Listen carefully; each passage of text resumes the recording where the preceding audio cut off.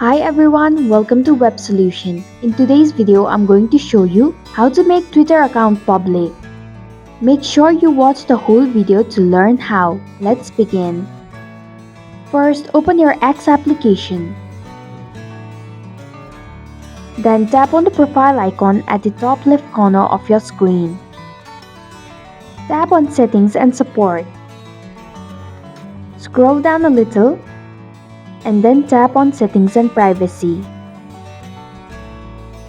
Then select Privacy and Safety. Then tap on the very first option, that is Audience and Tagging. To make your Twitter account public, disable Protect Your Posts option.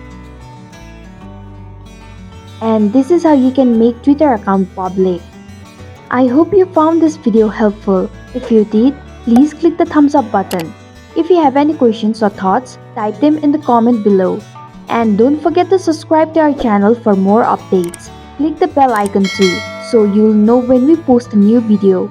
We'll be back with another video soon. Thanks for watching.